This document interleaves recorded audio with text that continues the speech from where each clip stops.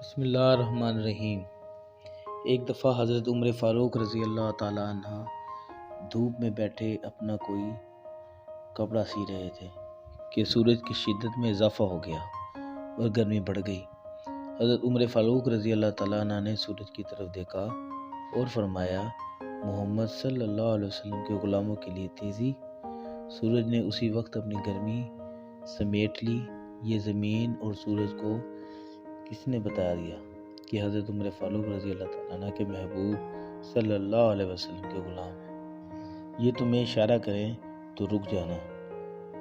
وجہ یہی ہے کہ جب بندہ محبوب کبریاء صلی اللہ علیہ وسلم کا سچا غلام بن جائے تو اللہ تعالیٰ کائنات کی ہر چیز کو اس کا فرمان بردار بنا دیتا ہے۔ حضرت موسیٰ علیہ السلام ایک دن جنگل جا رہے تھے کہ انہوں نے ایک چرواہے کی آواز سنی۔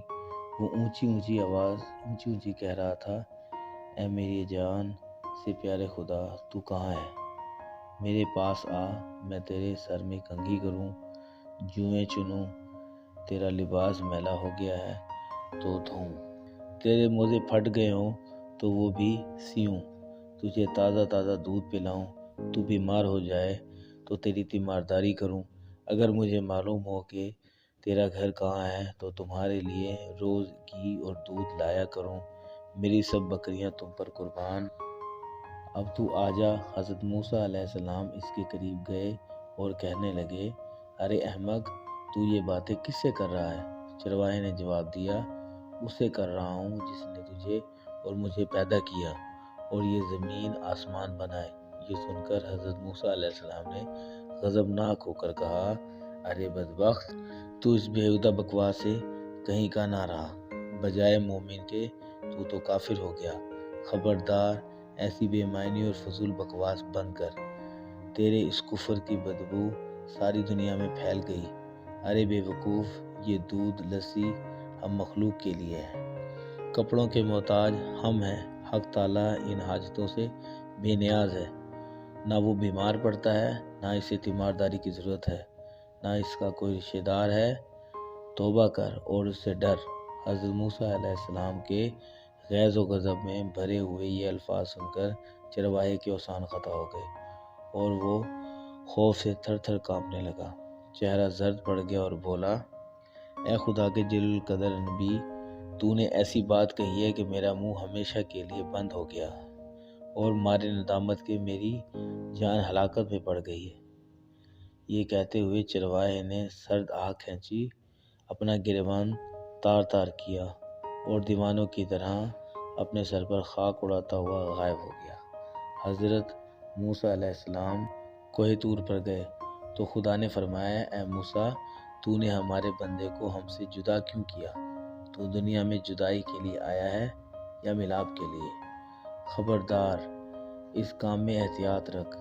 ہم نے اپنی مخلوق میں ہر شخص کی فطرت الگ بنائی ہے اور ہر فرد کو دوسروں سے جدا عقل بخشی ہے۔ جو بات ایک کے حق میں اچھی ہے وہ دوسرے کے لیے بری ہے۔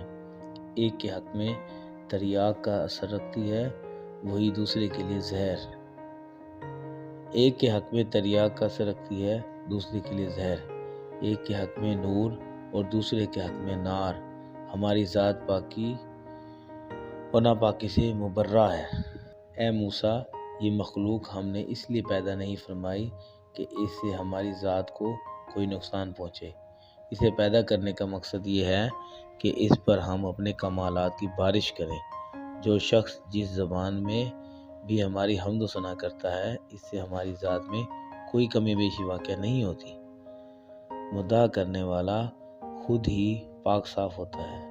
ہم کسی کے قول اور ظاہر پر نگاہ نہیں رکھتے، ہم تو باطن اور حال دیکھتے ہیں۔ اے موسیٰ، خرد مندوں کے آداب اور ہیں، دل جلوں اور جان نثاروں کے آداب اور۔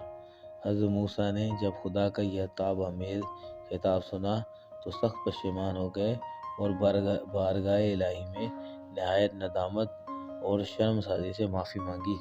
پھر اسی اضطراب اور بے چینی میں اس چرواہے کو ڈھونڈنے جنگل میں گئے۔